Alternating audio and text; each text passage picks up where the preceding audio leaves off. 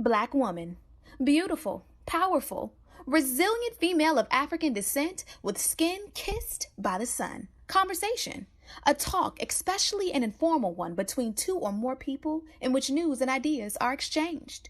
We love being Black women. Black women are ambitious. Black women are confident. Black women are diligent. We are tenacious. We walk out of our houses put together. We are many shades and personalities of fabulous. But we as Black women don't talk about our dilemmas, current events, and what's going on every day that affects us. So, we created this podcast as a way to laugh together, cry together, and have an open conversation about life as Black women. Oh, that's deep. Black Women Conversations.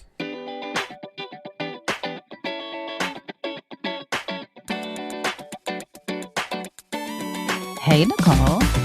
Hey, Janine. How's your week been? It has been, I'm going to stay positive. It's been a good week. It's been a great week. I went to Houston this week. I had to speak at the American College of OBGYN's District 11 conference. And, if you guys, the listeners have been following me for a while, so you guys know I do this, OB board. And so I have to go around speaking on behalf of that board from time to time. So I did some speaking this week at a conference. I got to see a lot of friends and family because the conference was back in my old stomping grounds of Houston. So I was excited to be back home, and I probably skipped out on like 2/3 of the conference because it was in Houston, and I felt sort of bad, but I'm like, well, I didn't RSVP for this. I did what I came to do. And yes, I did stay 3 extra days afterwards, but I got to catch up with a lot of friends. So that was good. I went to sorority meeting, back in Houston. People were like, "Oh my God, you're back." I was like, "Yeah, no, I'm not back. I'm just here for the snacks and the good time." And I will be back in Atlanta next week. But no, it was good. It was good to catch up with some old friends, some old colleagues. Got a job offer, declined it. But yeah, it was good. I missed Harrison, and he was sick at home. He wasn't sick when I left. So I know that made me sound like a really bad mom to say, you left your child while your child was sick. He wasn't sick when I left, but he became sick when I was out. Now, everybody knows that he stays with my mom when I'm out of town. So he was in good hands, but he did get sick. And so he called and he goes, "Mommy, I'm sick." I said, "Are you really?" "Yes, I need to stay home from school." I said, "Okay, well, do you have a fever?" "Yes, I think I have a fever." Mom was like, "He don't have a fever, but he does have a cough." So I'm like, "Okay, you can stay home." 15 minutes later, Harrison is like riding his scooter down the driveway. I mean, doing all kinds of stuff that obviously sick kids don't do. So, he was not really sick, but he said he was sick. So, Janine, how was your week? Okay, let's go back for a second, though. First of all, the joys of being a parent. I mean, he just needed a mental health day, it sounds like, and he got it. So, that's fair. But wait a second. Can we go back? You got a job offer that you declined. First, what was the job offer? And second, why did you decline it? Well, I mean, it was just an offer to come back to Houston and be the director of a system here or there. I declined it because I don't go back. I'm not going to go backwards. I consider that a lateral move. Why would I, do the same position? And plus, I've only been in Atlanta. I've been in Atlanta less than a year. So moving is hard. I mean, I am not going to move back cross country, sell my house in this awful market to try to find somewhere else to live. No. And take my child out of one school system to another. No, it's a no for me. Like Jesus himself would have to tell me I need to move for me to move again. I'm not moving anymore. It's hard. When I was a spring chicken without a child, it was much easier for me to move. But this toddler moving, oh no, interviewing for schools and finding schools and all the things. No, ma'am, I'm not doing that anymore. Not doing it. And second of all, Harrison took 2 mental health days. 2 mental health days. Not NAF fever, but took 2 mental health days trying to play us. It's okay. Sometimes you need 2 mental health days. Look, I'm on Harrison's side on this one. Like, he's like, I didn't feel good.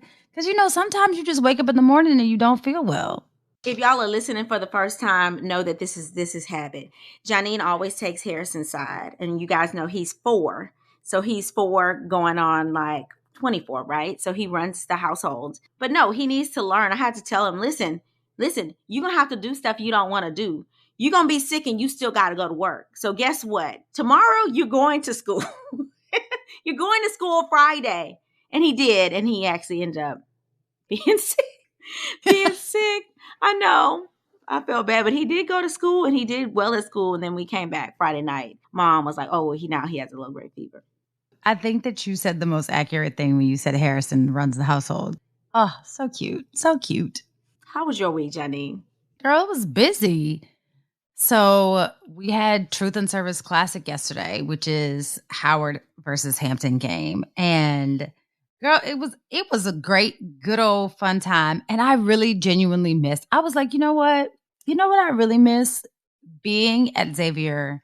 Like, it's just really nothing like a bunch of like HBCU alum. It's insane. Like, it's just a whole different energy and it's just a good old fun time. So yeah, that's what we had yesterday and it was great. And you know what I did for the rest of the week? I worked to plan for yesterday. So yeah, it was a lot. Yeah, my dad, who we all know is old and does what he wants. He had a little bit of a scare this week. So hopefully this scare, unlike the rest of the scares, I don't know why I'm thinking that something is going to happen differently this time, but yeah. So he had a little bit of a scare and maybe he will stop eating like meat encased in plastic, AKA sausage and hot dogs and such. But I'm not going to hold my breath and wait because, you know, I'll be going with Jesus before he changes his eating habits if I do that. So, but yeah, other than that, the week has been great. I hope this means you can get a break, Janine, because, you know, you work like a Hebrew slave and then you say, oh, I've been working up to this event and this event happens. And we're like, yay, break time. You're like, no. But I have like 4 other events that I have to plan. So I am now going to be working twice as hard now that this event is over. And I know that's what you're going to say because that's what you do. This is CBC week, Nicole. CBC week. So that's not, no one gets a break CBC week. It's just, I mean, it's CBC week. Like, it's just, you know, that's, for those of you who don't know, CBC is the Congressional Black Caucus, where all of the Black folk who are even slightly politically inclined converge on the nation's capital. And while I'm sure a lot gets done, it's also a good time to like network and like hang out. And then all of your people, you see them. It's a thing, right? So yeah, CBC is this week. So that is not this will not be my week of rest. I have deduced it'll probably be somewhere mid-October that I'll have some rest. But until then, I'll just keep trekking and hope that my body holds up because, you know, now the aches and pains are feeling a little bit different in my 40s than they were feeling when I was not 40. The aches and pains are really aching and paining. Like before it was just like numb and dull pain. Now it's like, oh girl, go sit down, please. Cause you know, your knees might just give out on you in the middle of you just walking around. So yeah. But I said all of that about Truth and Service to say, when is Xavier's homecoming? We have to go to Xavier's. Like it just has to happen. When is it? So Xavier's homecoming, I'm almost certain is either the first or the second weekend in November, and I definitely will not be. I can't go. Why can't you go? I can't go because the first weekend I have a board meeting in DC actually, and then the second weekend is the American Medical Association conference, which is also pretty much DC. It's at the National Harbor in Baltimore. That's DC. So I mean, I'll be back there like 2 weekends in a row. Okay, fine. If we can't go to Xavier's homecoming, then we will just have to do something when you're in the week. Maybe you just need to stay in DC the week so that we can do an activity, said event that we have been so-called planning for. Maybe. Okay, I'll take that. All right, listeners, how have you been doing this week? I mean, we've talked a lot of chatter about us, but we hope that you are living your very best, fabulous life. And of course, we hope that you are catching up on the podcast and sharing with your friends. When you listen, share the episode with your friends, chat about it, you know, all those good things. And then make sure that you like, rate, review, subscribe, all of those things. You all already know. And if you haven't, suggest that your friends, if you've already done it, suggest that your friends do it now. As Nicole says, sharing is caring. Sharing is caring. All right, Janine. So what's on our timeline this week? Okay, so this week's timeline it was super quick and super cute. So I will say this. It came from underscore individualist, and that's what he goes by on IG. And he's a hairstylist right in my backyard, as a matter of fact, in Baltimore. So he said dating in your 40s has a totally different standard than dating in your 20s and 30s.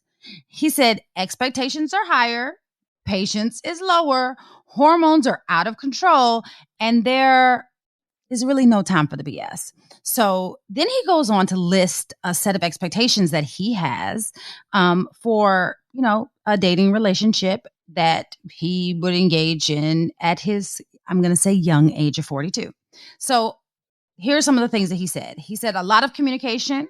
He said he wants you to go overboard with the communication. He wants a good morning text and a phone call. He wants a good afternoon text and a phone call. And he said that he wants a long, drawn out conversation before bed, and said that he does not mind falling asleep on the phone with you.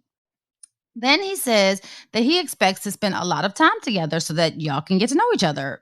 And he said that, if you're going out with your friends, or you want to go out with your friends and he wants to spend time with you, the friends are going to be a no-go, because if you've had these friends for a long time, then as he put it, they can wait. So, he said also a vacation on the first date is fine with him as well. And he said that he's looking for basically a lot. So he's looking for a partner, but not just a partner in the romantic sense, but also a business partner, because he said if it doesn't make dollars, it doesn't make sense.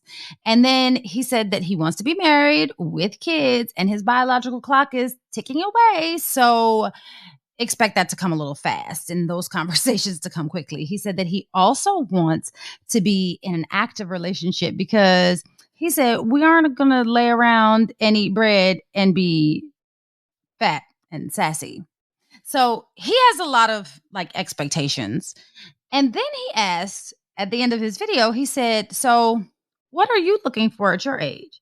Now, Nicole, I actually had to think about this thing, because first of all, I was like, well, I'm not looking for anything because I'm married. But then I said, wait a second, what happens if I do end up back on the market? Because, that's a real possibility, because, my husband probably every single day is ready to throw me out the window. So just in case I end up back on the market, I had to think to myself, what would I be looking for? Because the things that I had on my list before I got married, I mean, that list was long. Like I was Harrison and I was waiting on Santa.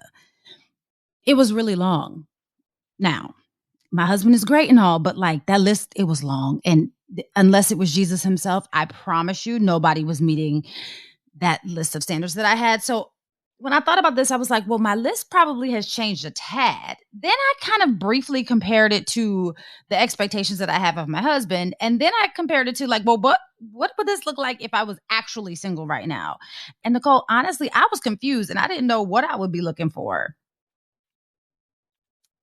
I felt like the list was kind of varying a little bit, but I don't even know if it was realistic. I don't know. It just felt so confusing. And I'm grateful that I'm not on the market, because I would be out here probably accepting any and everything, because Lord knows. But for real, no, though, Nicole, look, I know that you are newly on the market.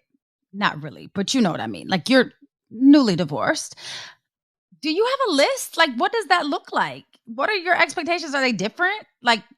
Since before you were married? Or are they the same? So, before I answer that question, I'm gonna listen to the wisdom of our very expert guests. But I will, in short, say no. I don't have a list. No, I don't have a list. I do have a boo that I'm casually dating. I'm putting it out there. I do have a little boo. Hold on. Pause. Did you just say we have questions, Nicole? Hold on. No, you just derailed the podcast. Wait, you have a boo. You all are learning about this the same time that Janine is learning about this. So this is news. Special alert. Repeat, said boo. Who is said boo? Anyway, I'm not going to put his name out on blast on this platform, but I will say I didn't have a list, but I'm going to listen to our expert, because maybe we should be a little bit specific and have a list. Before we get to the let's talk through it portion of the show, and to comment on this timeline, I want to introduce our very special guest, and that is our dating expert, Monique Kelley. Monique Kelley is a dating expert and the woman behind the blog Confessions of a Serial Dater in LA. She initially chronicled her post-divorce dating life anonymously until she stepped out from behind the keyboard and revealed her identity to her huge following, creating a phenomenon among single ladies in LA. Through this blog, she found her passion and gives the voice to many women in the dating scene, letting them know they're not alone in their journey. Monique is currently a correspondent and resident dating expert on E! Daily Pop for E! Entertainment, as well as the resident dating expert on NBC's hit daytime syndicated show, Access Live, NBA's regional show, California Live, and Fox LA's #1 morning show, Good Day LA, and y'all, a ton of other shows as well. She has also been a guest on The Tamron Hall Show, The Real, The Talk. She was previously featured in Essence Magazine, in LA Confidential, in Fox Soul, TV One. Y'all, she has done it all. And in her free time, she also produces a biannual event called Cocktails and Confession in her free time, y'all. These gatherings are held at Hollywood hotspots where Monique facilitates a talk show style conversation and get together to talk candidly about dating and relationships. She also has a novel called Reality and Chaos that you should all go ahead and buy it now. So Monique, welcome to the podcast. Thank you for having me. I am cracking up listening to all of this chatter, the notes. This is good. Oh my gosh. I love it. So, you heard the timeline about our friend, or we think he's our friend, that's saying, okay, this is how you date me. I'm in my 40s. I'm not trying to play games. And he really expects a proposal. What did he say, Janine, in like 3 to 6 months? In 3 to 6 months? Yes, he did. He said that the clock is ticking. Time is wasted.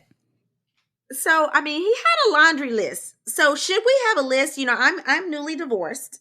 Should I have a list that I need to go off of when it comes to dating in my 40s? Absolutely not. This is the issue. What happens with a lot of women and men, clearly, they have what I call dating delusion. And I think it's important that we don't do lists. We're not dating like we're going to the grocery store or building a robot and putting together a list of unattainable BS things that don't make sense. I always talk about what are your non-negotiables. That's what you need to focus on. Non-negotiables, whether it's religion, whether it's potentially race, whether it's how someone communicates, whether it's, various non-negotiables that are important to you. That's what you focus on when it comes to dating. But the list has got to go. And I find with lists, just keeping it real, I'm in my 40s as well. And dating in your 40s is very different than dating in your 20s and your 30s. And for some women, when you're dating in your 40s, you've been through so much, let me watch my language, so much foolery that you are very you're ready to bounce. You're very keen. You're very aware because you're healed. You've worked on yourself. So sometimes with healing and working on yourself, there comes a point when you start to have these unrealistic dating delusional lists because you're at such a great place in your life that you don't have any room for error, any room for margin. And a lot of times you find things that you call red flags. They're not necessarily red flags. They're more so imperfections that all of us have. So we're throwing away the list in this timeline. Okay, so and Janine, chime in because I'm gonna have a lot of questions because I'm on the dating scene, right? So we shouldn't have a list. And you said some things that we perceive as red flags really aren't red flags. Right. What are things that are commonly perceived as red flags that we should really just say, you know what, that's just a little flaw, and maybe we should overlook that said thing? Okay, so again, this goes to your non-negotiables because red flags differ depending on who the person is, right? So let's say that for you, communication, speaking every day, making sure there's texting happening, that's the same extent as our friend with the letter. We'll get into that in a minute. But if communication and consistency is important to you, A red flag will be if you have communicated with this with the person, because don't forget, no one's a mind reader, that, as you start to get to know me, it's important that we talk every day, or that, if I send you a text message, you respond at a certain point, and you find there's inconsistencies. 1 minute they're calling you every single day, and then suddenly that stops, that ends. And then a few days go by, you don't hear from the person, they're slow to text you. If that is an issue for you, because there's some women that don't trip, they're like, okay, he's busy. But if that is an issue for you, you've communicated it and things are switching up, that is a red flag. Okay, a yellow flag or an imperfection is when you are dating someone, we're all going to say something stupid, okay? Unfortunately, none of us are perfect. Not even the dating expert. Lord child knows I say silly stuff all the time. I think I might have said something silly before we started the show, girl. You heard me, Nicole, talk about my couch and the noises. So when you are dating, you're going to have moments where you are not going to say the right thing, do the right thing. You're going to say something silly or stupid. And sometimes when you're in your 40s, especially post-divorce dating, depending on where you are on the divorce spectrum, right after your divorce, you are hypersensitive. You are like, oh, wait a minute, this person said something silly, I'm out, because you are coming out of a marriage. You're like, I am not even thinking about working with someone. Understandably so, especially after a divorce. But understand, you're going to say something stupid sometimes. The person that you're dating is going to say something stupid. But having the ability to communicate and hear where they're coming from, I realized, okay, that person was nervous. They said something trying to be funny. It wasn't funny. And recognizing that's an imperfection. It's not a reason to run and bounce. That's when you go to that list of non-negotiables and what is important to you. And the non-negotiables will lead you to know what are your red flags for you personally. I like that. So the list should be of non-negotiables, not like he should be 6'1" and he has to have a PhD and da-da-da-da. Got you. So here's the difference. Let me explain that, because some people are like, well, what's the difference? So I love that you said that. A list is exactly what you said. Must be 6'1", must have a PhD, must make at least $250,000 a year, I remember once, I'll tell you, before in my 20s, I had a list of I think 72 items, girl. And my ex-husband had everything on that list and we were soon divorced, okay? But one of the things I had on the list, ignorance, don't judge me. I was in my 20s. Must wear a suit to work, okay? Things like that, right? So that's a list. Here's the thing of non-negotiables. Must be financially secure, must be passionate. I must be attracted to the person emotionally, physically, intellectually, spiritually. So when you put your non-negotiables in there, it leaves room where you might meet a man who is 5'9", that you suddenly find yourself like, oh my God, he's not what I normally would want. Normally on my list, I have 6'1", and this man's 5'9", but there's something about him that's intriguing to me. And let's flip it up, because people always like to put the negatives on the list. You might meet a man who's 6'3", and in your list it says 6'1". You know what I'm saying? But it's about putting, I must be attracted to the person. I must have passion with this person. And that's really when you're talking about looks or height, it's about being physically attracted to someone. When you're talking about must make this amount of money, must be financially secure, must be in a position where we can travel together comfortably. It opens it up to more than just a figure or a list, but more of a non-negotiable. Does that make sense? Oh, yeah, that makes sense. Okay. And, with this timeline story, I was feeling him. I was like, yep, yeah, until he got to, and I'm going to need a wedding proposal in 3 to 6 months. I was like, okay, wait. It's really expensive to get divorced. I'm not trying to, rush in so quickly. I was with him until he rolled out, and I must need, I'm gonna need a wedding proposal in 3 to 6 months, because I get it.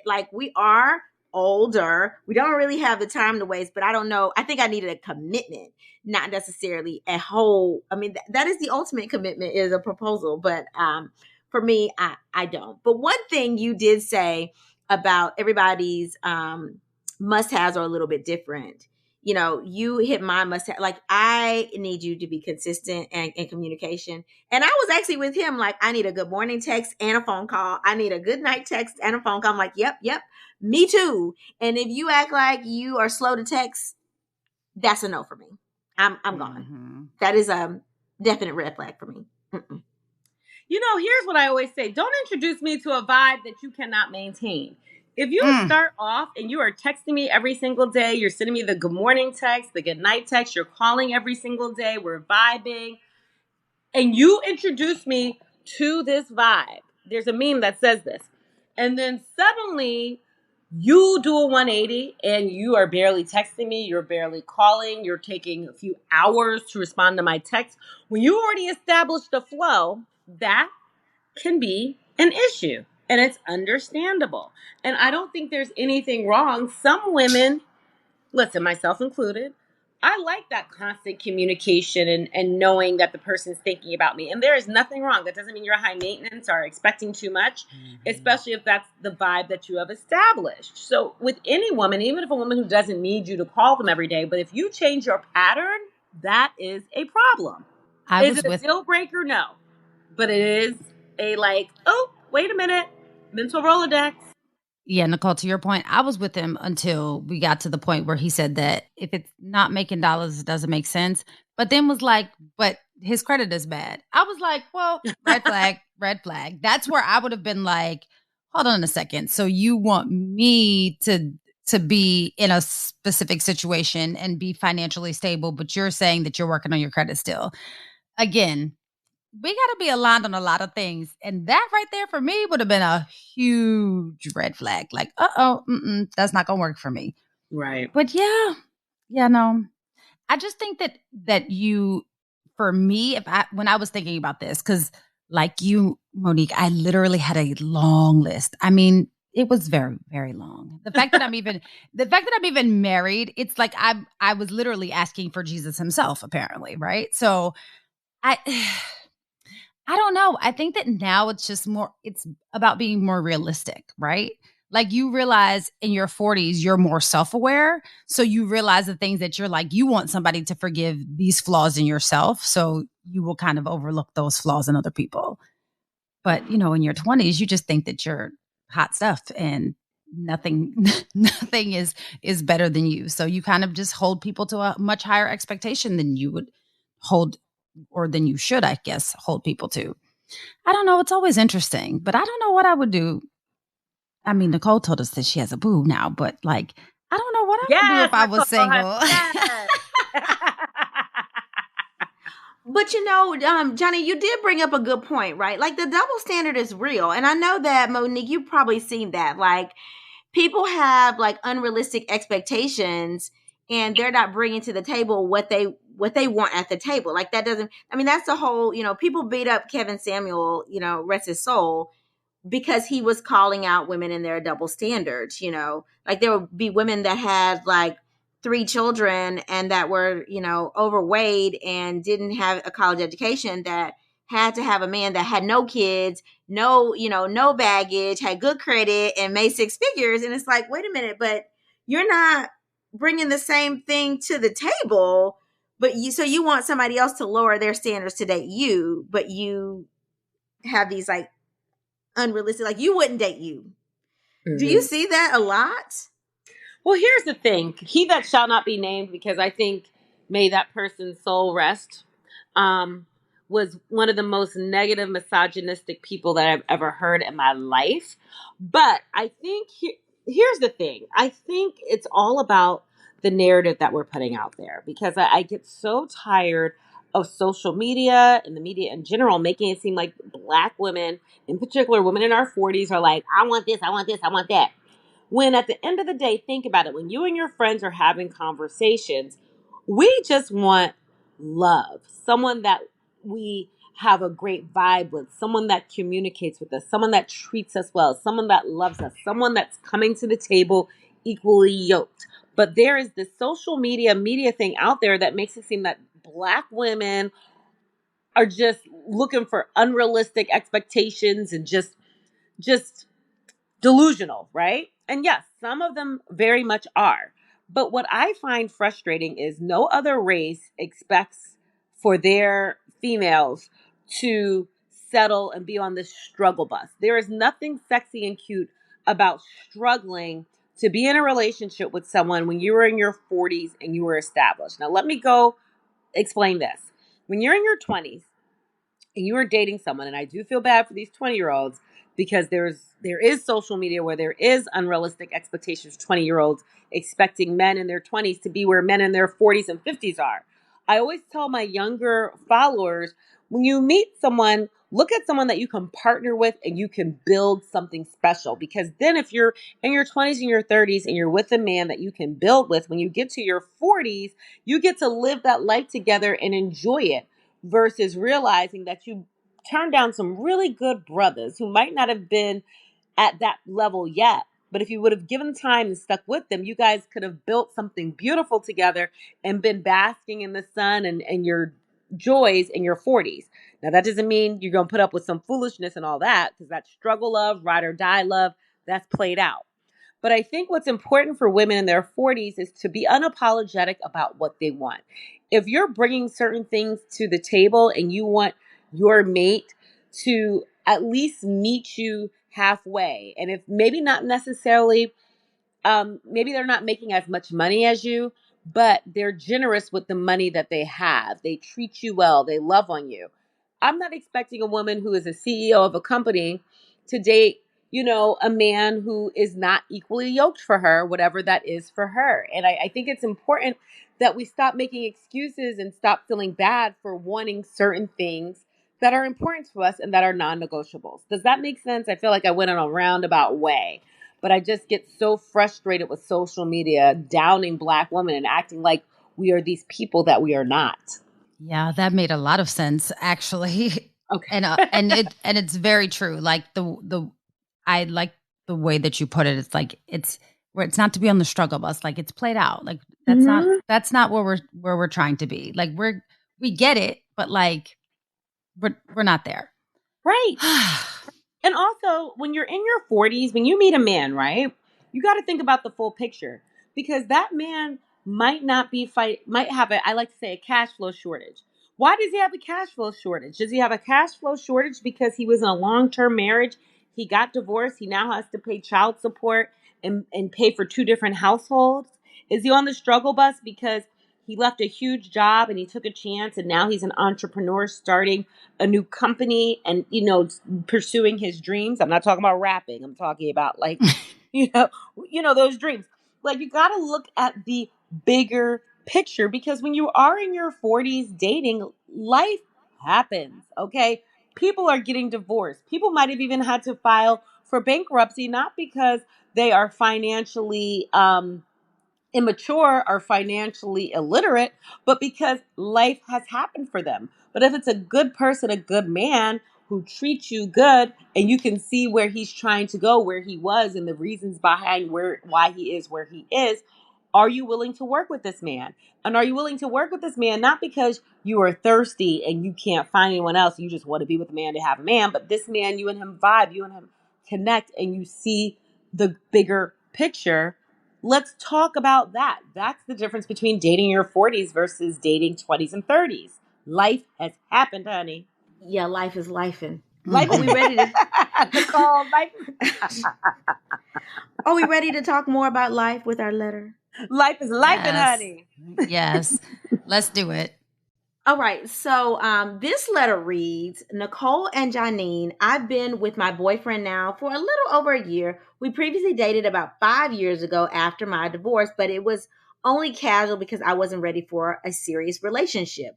We remained friends over the years and decided to give it a, quote, romantic try, end quote, last July. Things were pretty good at first, but the distance was hard. I was in Atlanta and he was in Birmingham. So about 6 months ago, he got a new job here in Atlanta. Due to the new job, he moved in with me and my 10-year-old daughter temporarily until he could secure his own spot. His new job was more demanding, with him working extremely long shifts for the city electric company 7 days a week. I felt as if he was literally always working or sleeping. Although we were in the same house, we were no longer dating. He had to leave work early in the mornings around 3 a.m. to start his shifts.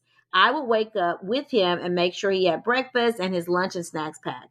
He would get home around 3:30 in the afternoon for him to shower and go straight to sleep, straight to the room to sleep. When I asked about going out or hanging out with friends, he was always too tired. But when his friends come into town, he would always drop what he was doing to hang out with them around 9 p.m. and then come home to go to sleep so he could wake up for his morning shift. Last weekend, he finally got 2 days off, but didn't tell me until the first day off approached, which was last Friday.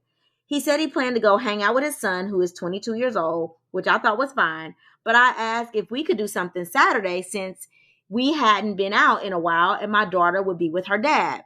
He said, okay. Saturday came. I went to get my hair done like I do every other Saturday morning.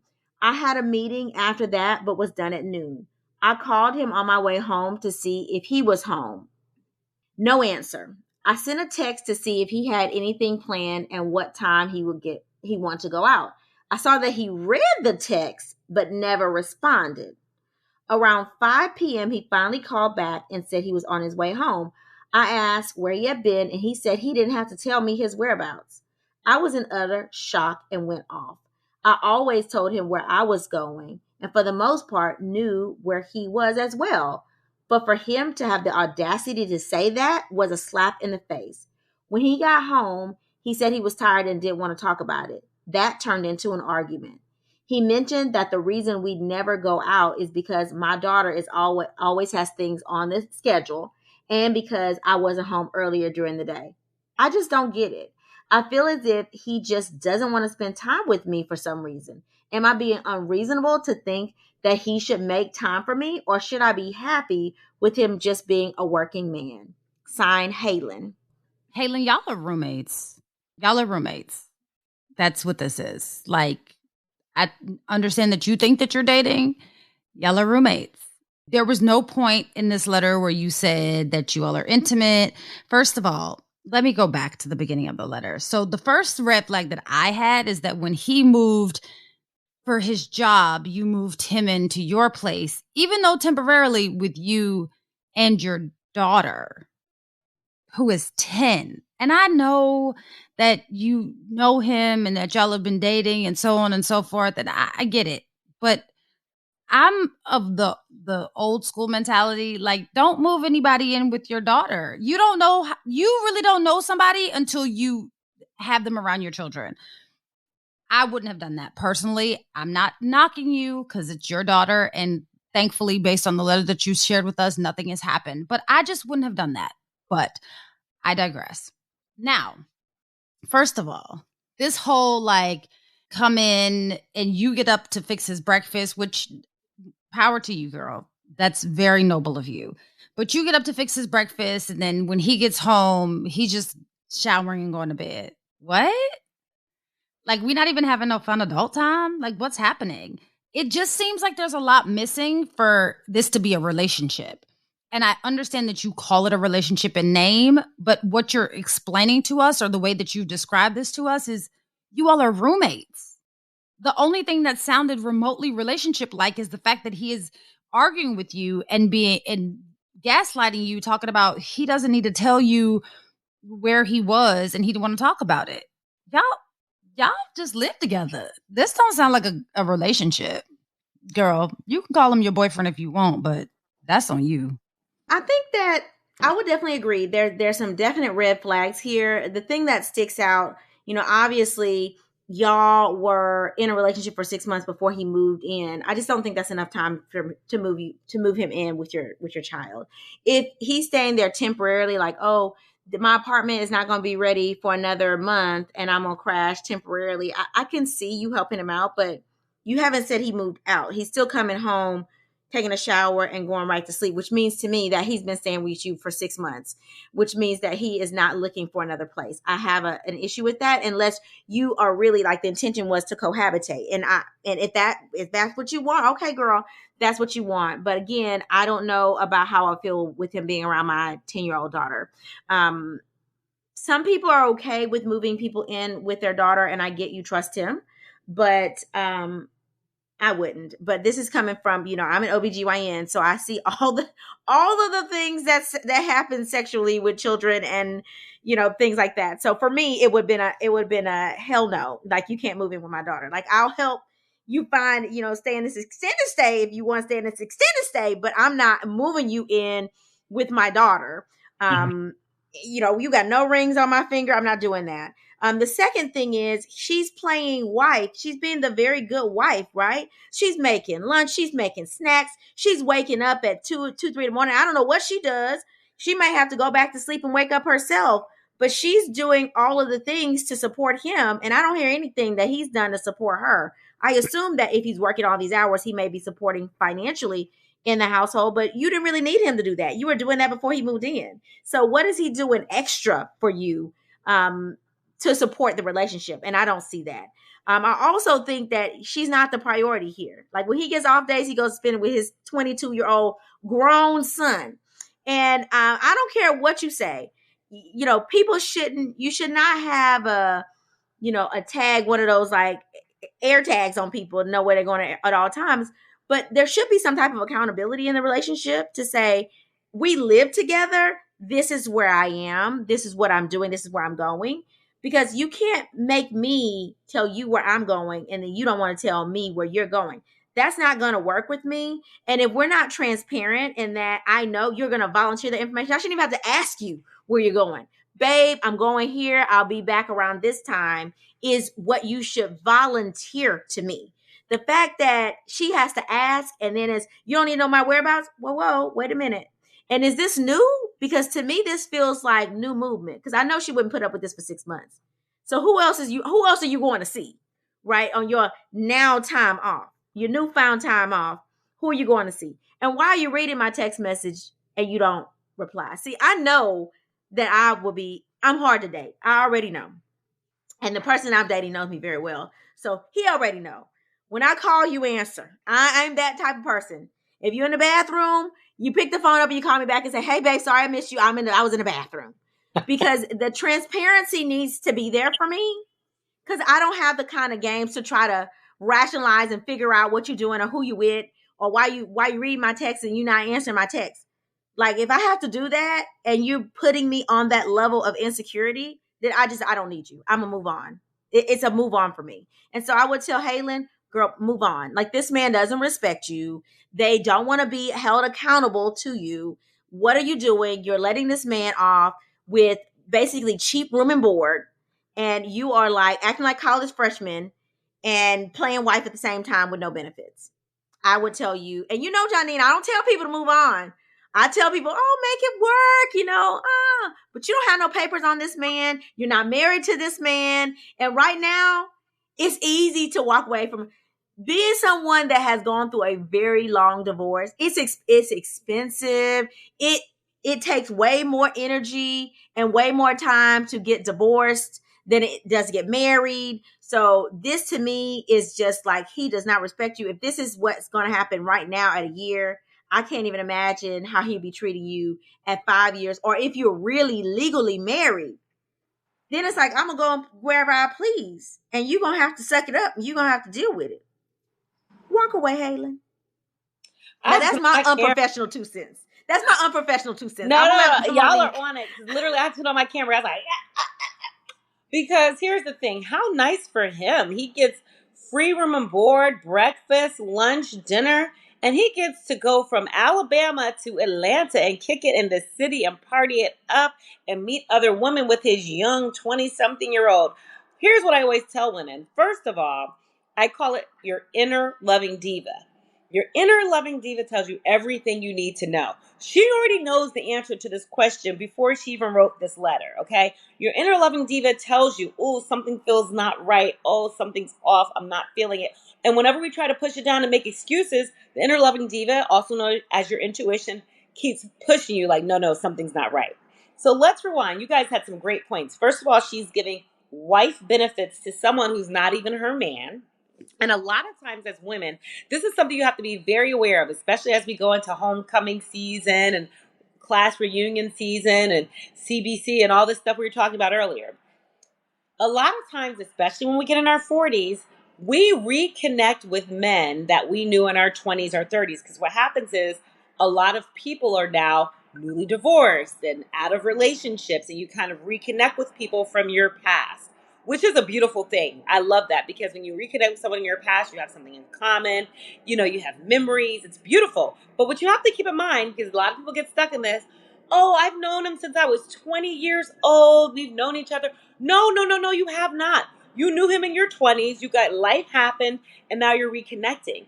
So now you knew that version of that person in their 20s, but now you are starting over as two people with baggage, a bunch of crap, and now you're starting over now and fresh. It's wonderful you have something in common, but you have not known that person for 20 years.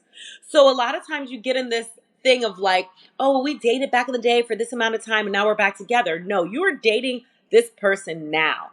Don't get stuck in the fact that you knew him years ago and now you're reconnecting.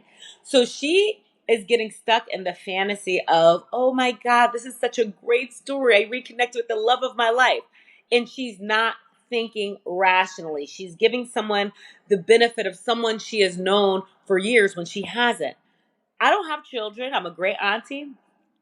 But moving someone in with your kids, especially when you have daughters, and I'm not saying this man is doing anything, criminal activity. However, when you have a daughter in particular, one, you have to be aware of safety issues. And two, what is the message you are telling your daughter right now? And this man, he's disrespecting you. You know he's disrespecting you, and you know what's going on. Okay? And just because cheating can be emotional and physical, okay? But the gaslighting, you have all this information. He is in your house, okay? So when someone's in your house in a short period of time as a bed and breakfast, you have rules and he's breaking them. Keep it moving. I'm over here screaming. She dropped the mic. Johnny. She dropped the mic. I mean, literally, I'm over here screaming because I'm like, what in the world? Like, I and everything that you're saying, it's like what I'm thinking in my head. Because it's like, what? This just seems a lot. And how did you get yourself into this situation? And to Nicole's point, clearly he's been there for 6 months. So 6 months in and you don't see the red flags in this. I think that you do see the red flags in this. And that's why you wrote us this letter. Follow your intuition. Go ahead on. He'll be okay. He'll trust me. He will find his way. It's Atlanta. It'll be another lady that lets him move in with her. Promise you. Johnny, I made a laugh. Let me put myself back on mute. It's okay. All right, Johnny, what's our second letter? Okay, this one says, hi, ladies. Wendy here. Love the podcast. I feel like I'm one of your biggest supporters because I've been listening since day one. Thank you, Wendy. We love you. Okay, so, ladies, I have a little situation. I'm not sure that you all can relate, but I figured I would give it a shot and write in. So, here's the situation. My high school sweetheart and I reconnected after more than 20 years at the supermarket. He's recently divorced, as am I. And when we ran into each other in our small hometown, it felt like just yesterday that we were together. We picked up right where we left off.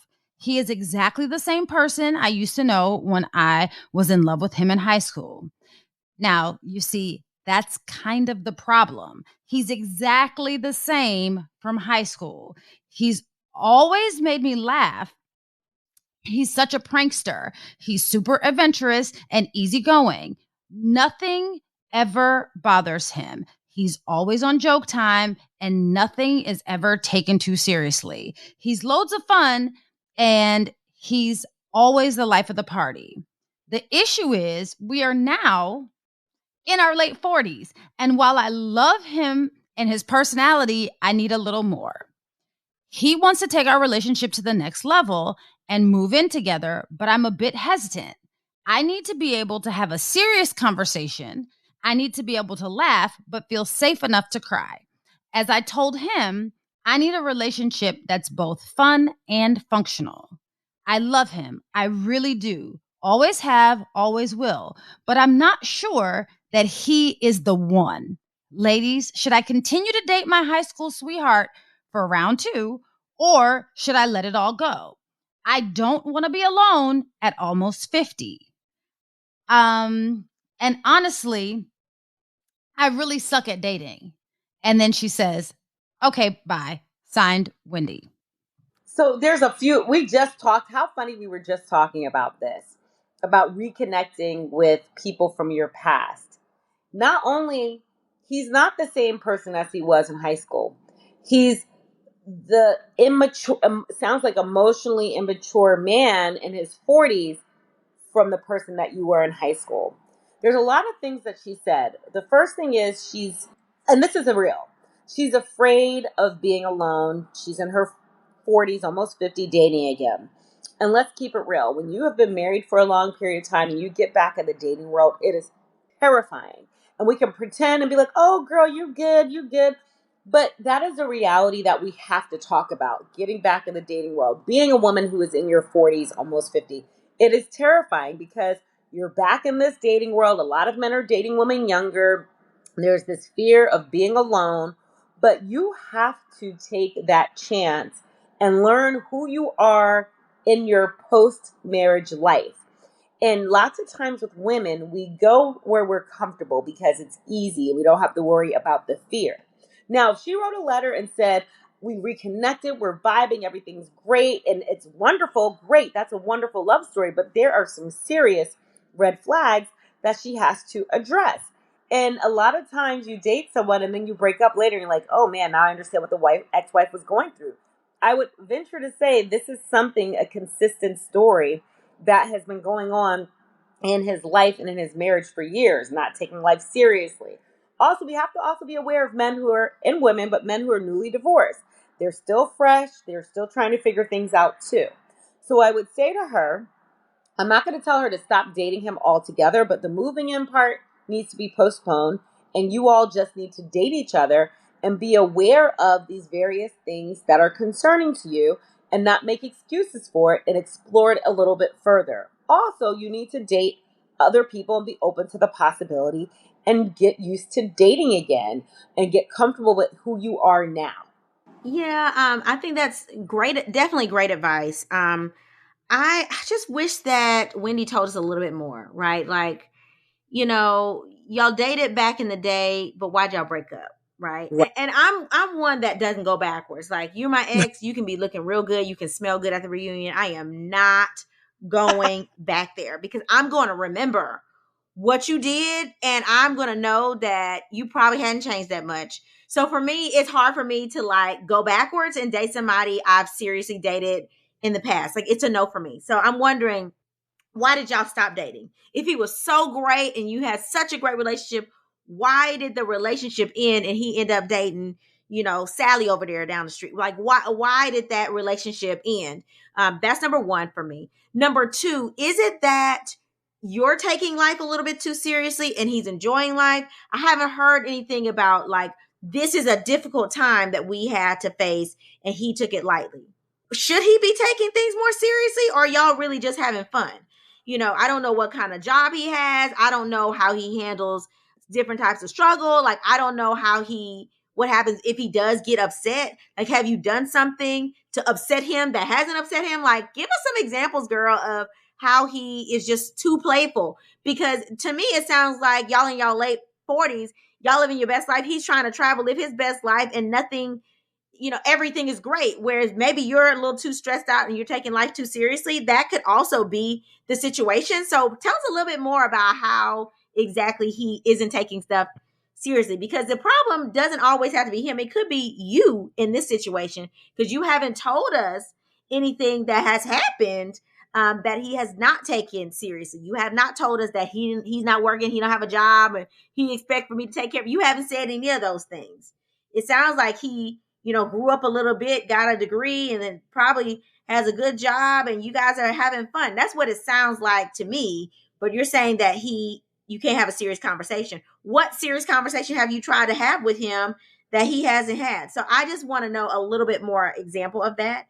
And then always, I would just trust your gut. Like, whether it's you or whether it's him, if there's a hesitation about y'all moving in, don't move in. Don't move in. What is the rush about moving in these days?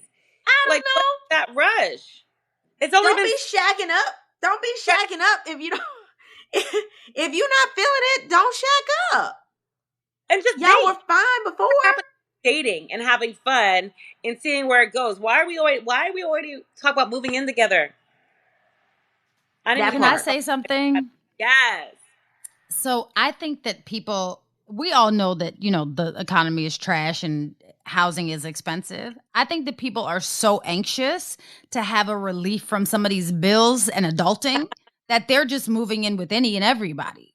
Because honestly, if you took a step back and you talked to other people and if you even read the letter, Wendy, to yourself before you sent it to us, and as if it was not you writing it, you probably would have given yourself the same advice that we're giving you, because this doesn't sound right. And you are sending yourself the red flag saying, hey, something's going wrong over here. Girl, you don't need to move in with this man. And I'm with you, Nicole. Why did y'all break up the first time? Because what are we spinning the block for? Now, you all know Janine is a firm believer we do not spin the block. There was a reason why he's your ex. I'm just saying. And if you're going to sit here and tell me it's because, we left and went to college and blah, blah, blah, so then you can't really trust him once he's not in your sight. So I need some explanation as to why y'all broke up the first time. And I want answers to that question first before we continue on with this advice, because I'm concerned that we're spinning the block because of our age, because you don't want to date. And this is easy because y'all just happen to run into each other in the supermarket. Well, you said you lived in a small town. How many supermarkets do y'all have, right? If y'all both still live there, it's not really hard to run into the people that you grew up with when y'all still live in the same place. And maybe that's not the case because you didn't share that information with us, but it just seems like you are kind of trying to force this thing, Wendy, or both of you might be trying to force this thing. It just seems like it's just all too convenient. It might be that he's your homie. He always makes you laugh. This might be your best male friend, and that's okay. But y'all don't need to be together. All right, y'all. What did we learn new this week? Janine, you want to go first?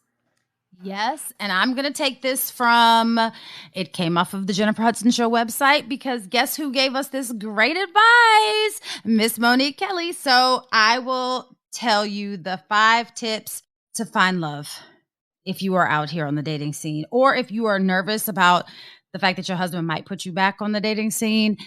You might want to listen. So here are the 5 tips. 1, go where the men are. That's a thing, right? You're not going to the places where you hang out with the girls, because that's not where the guys are. Number 2, get out of the house. That's like a real thing, right? We all know when we're in like cuffing season and you stay in the house, and you used to be in a relationship, you stay in the house a lot more than you typically do, because guess what? Your favorite person is in the house, or at least what should be your favorite person is in the house. Get out the house, please. Because if you're looking for love, it's not going to come knocking on your door. I promise you that. I mean, unless you just want to fall in love with the UPS man or the Amazon guy. Number 3, tell your friends that you're ready to meet someone. Honestly, that one was like a thing for me, because oftentimes it almost is like we're embarrassed that we are back on the dating scene, so we don't say anything. And then all of a sudden it's like, oh, wait, my friends know the other people who are out on the scene. And, friend hookups tend to be good because they know y'all. They know how you are. They know you're good, you're bad, and you're ugly, typically. So friend hookups are good. So that was a good one, Monique. And then number 4 was swap lists for non-negotiables. Now, we heard this earlier. That's a real big thing, because y'all, I really have I'm going to say had a list. It's long. It's not going to work. It doesn't exist. I'm not about to be married to Jesus. So go for the non-negotiables. And then number 5, have a positive mind frame. And that's important because, we all look like at single life like it's leprosy. Y'all, you're not dying. You're just single.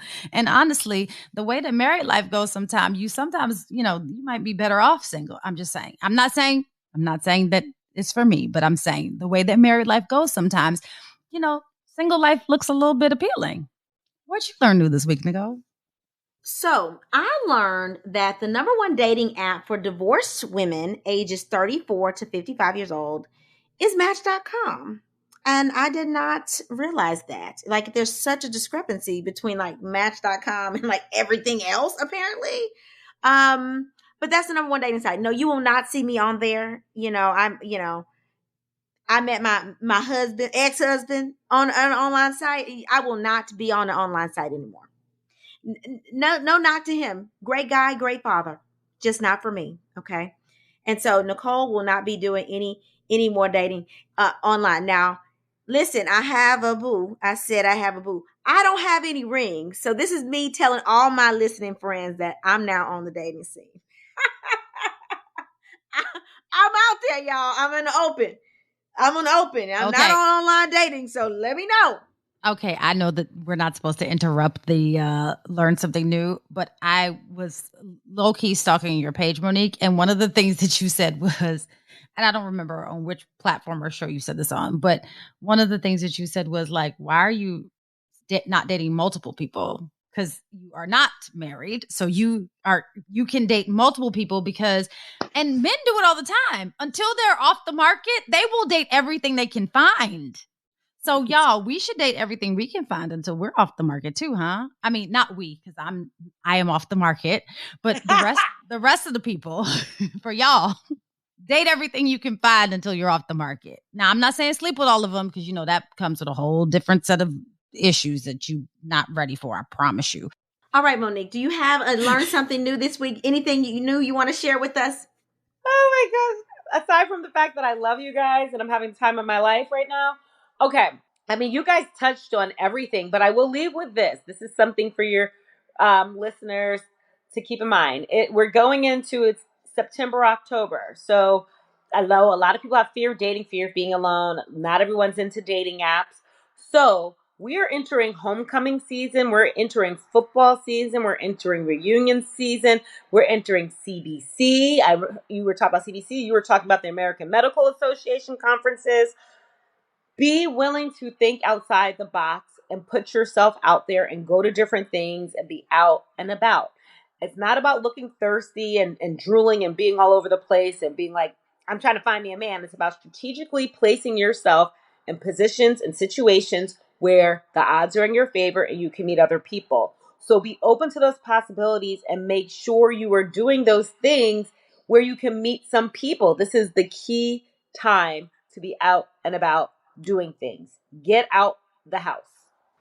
Yes. So I learned that when I don't come home, I'm going to say that Monique told me that I had to get out the house. Don't you have Ken coming after me now? Ken, I did not say that, Ken. He's laughing. He's just on mute.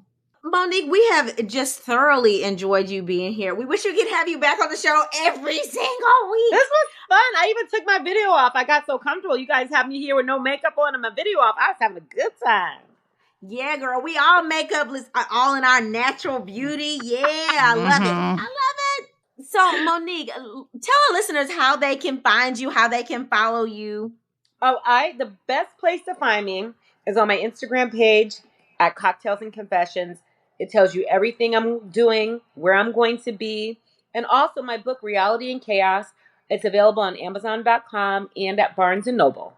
Awesome. And do you have any more speaking events that's coming up that our listeners need to be aware of so we can make sure to support you?